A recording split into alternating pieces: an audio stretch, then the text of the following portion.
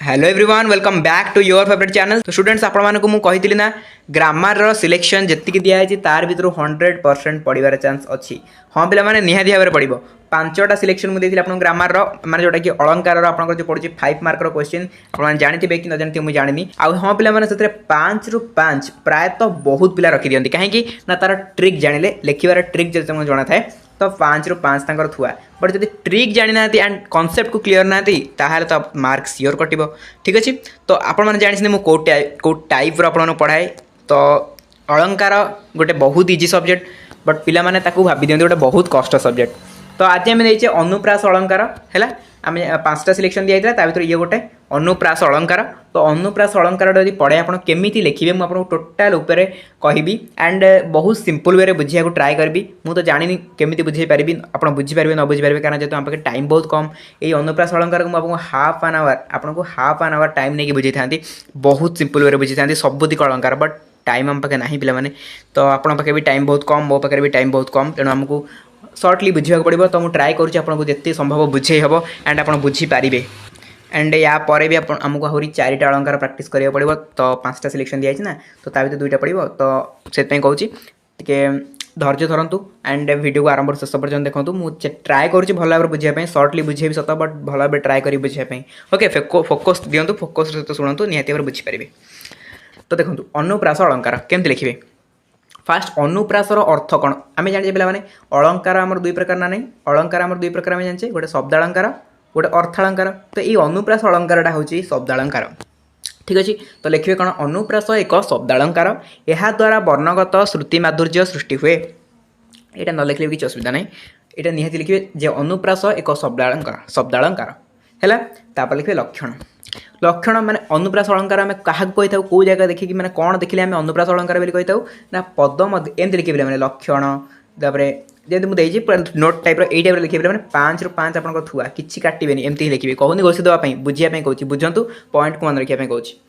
तो लक्षण कौन पद मध्य एक बा एकाधिक व्यंजन वर्ण बारंबार उच्चारित हेले कहुए अनुप्रास अलंकार। जदि गोटे पद मध्य व्यंजन वर्णटा बारंबार उच्चारित होम कह गोटे अनुप्रास अलंकार एमती लिखे देन एग्जांपल देवे कौन एग्जांपल उदाहरण हूँ कमला उत्कल कमला विलास दीर्घिका मलायाल मालिनी नीलांबु चिलिका मराल मालिनी नीलांबु चिलिका। तो ये कौन देखुं कमल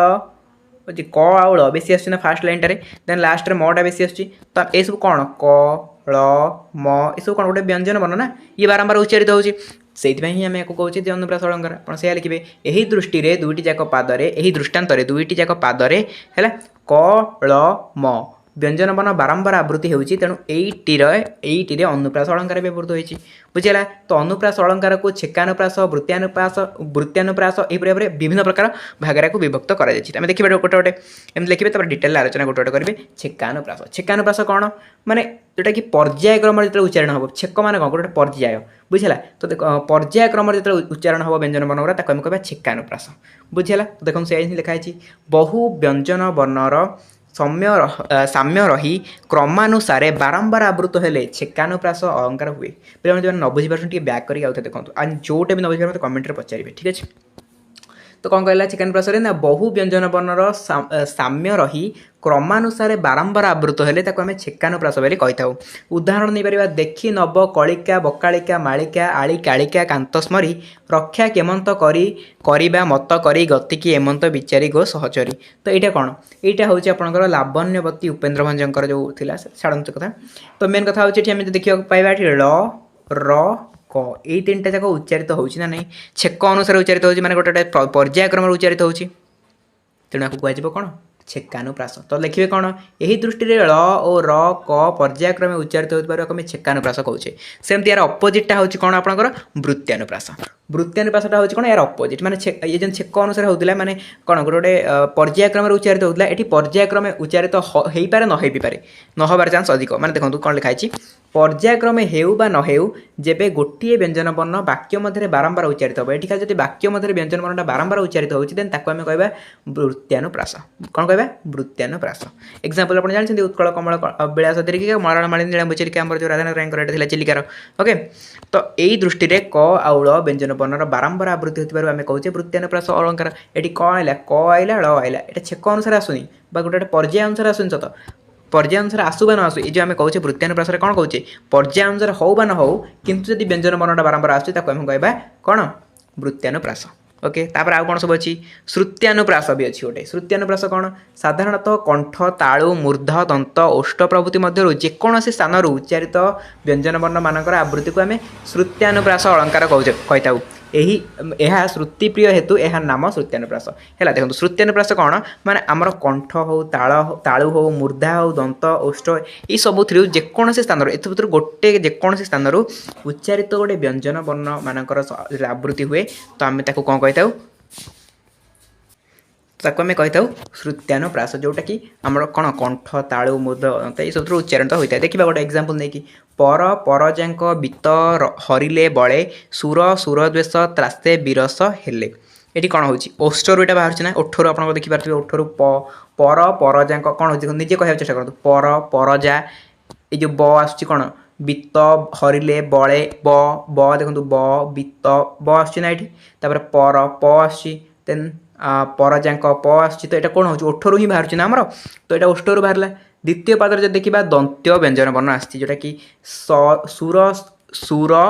सुर द्वेष तो ये कौन हो सटा आस जोटा कि सर पुनरावृत्ति होची आमर यहाँ हूँ आमर कौट आस दंतरू आस देखो निजे कहीं ट्राए करूँ दंतरू ही आस तेणु दंत्या व्यंजन वर्ण यहाँ गोटे बुझीगला ना प्रथमटा उपरटा कौन है प्रथमटा जोटा कि आमर प्रथम पादरे रहा प आउ ब आ द्वितीय पादरे आमर कौन रहा स बुझीगला जोटा कि यहाँ आसमर दंत्यरू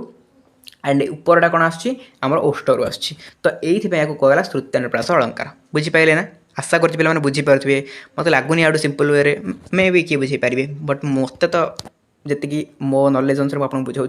लगुच बुझीपारे ओके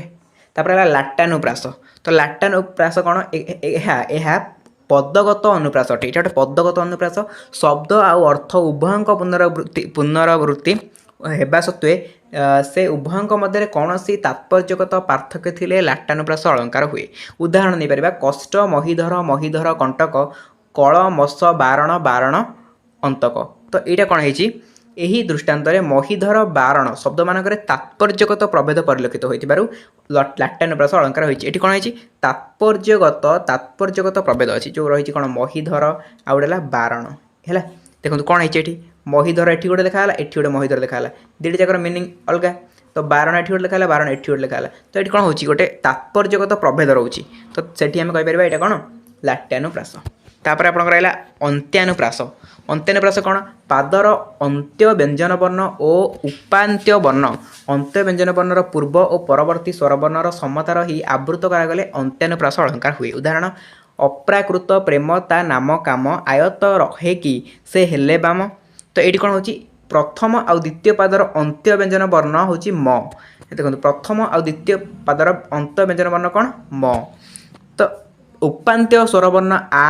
असह आवृत हो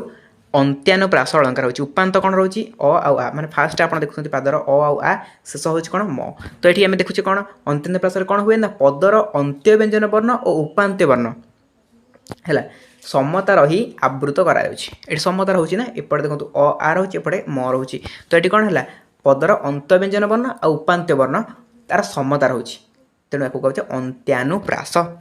बुझीपारे ना पे आशा कर पे बुझीपारे तो गोटे अलंकार को मुझे भल भाव बुझेरी जमी आपको कहली एमती आप लिखे है गोटे गोटे एक्सप्लेन करेंगे फास्ट अनुप्रास अलंकार कौन लिखे तार लक्षण कौन लिखे केते भाव टाइप्स कराए तार चेकानुप्रास जमी देखिले हाँ वृत्त्यानुप्रास सब गुड़ाक टाइप्स लिखे एंड एक्सप्लेन करेंगे एग्जाम्पल देखी ओके एग्जाम्पल थ्रो एक्सप्लेन करूँ देखिए केते सुंदर मार्क आस 5 को 5 आप पाइबे गोटे भी मार्क काटे है थैंक यू सो मच।